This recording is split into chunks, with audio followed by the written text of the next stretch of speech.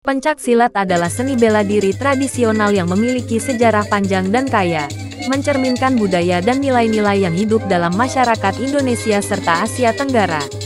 Berikut ini adalah ulasan rinci mengenai asal-usul pencaksilat, tokoh-tokoh berpengaruh, perannya dalam perjuangan kemerdekaan Indonesia, perburuan-perburuan yang berkembang di Indonesia, hingga eksistensinya di era modern. Asal-usul pencaksilat. Para ahli sejarah pencaksilat Indonesia memperkirakan bahwa bela diri ini sudah ada sejak abad ke-7 Masehi. Sejarah pencaksilat pada awalnya berkembang dari kemampuan suku asli Indonesia dalam berburu dan perang yang biasa menggunakan alat perang seperti parang, perisai, dan tombak. Penyebaran agama Hindu dan Buddha di Indonesia membawa pengaruh pada perkembangan pencaksilat, terutama dalam aspek spiritual. Kemudian, pada sekitar abad ke-14, pencaksilat mulai berkembang dengan sangat pesat hingga mencapai seluruh Nusantara. Seni bela diri ini dibawa dijadikan sebagai bahan latihan di spiritual di berbagai pesantren oleh para penyebaran ajaran Islam.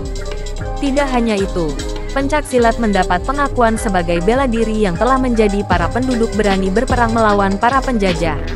Ada banyak tokoh yang ikut dalam proses pengembangan dan mewarnai pencaksilat di era masa lalu.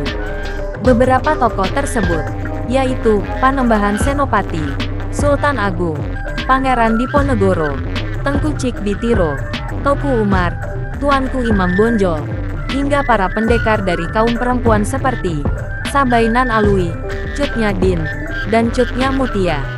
Tokoh-tokoh dalam pencaksilat. Meski sulit untuk menentukan siapa tokoh-tokoh pasti dalam pembentukan pencaksilat karena seni ini berkembang secara kolektif di berbagai wilayah, beberapa tokoh terkemuka dalam sejarah pencaksilat di Indonesia antara lain. 1.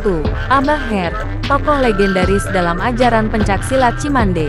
2. Datuk Suri Diraja dari Pariangan, tanah datar di lereng Gunung Marapi, Sumatera Barat pada abad ke-11. 3. Si Pitung, Ronda, Ji, Sabeni, tokoh-tokoh silat legendaris dari Betawi dan masih banyak lagi yang lain. Pencaksilat era modern. Pada era modern, pencaksilat telah mengalami globalisasi. Pada tahun 1980-an, pemerintah Indonesia bersama negara-negara di Asia Tenggara membentuk Persekutuan Pencaksilat Antarbangsa Persilat yang bertujuan untuk mengembangkan pencaksilat sebagai olahraga internasional.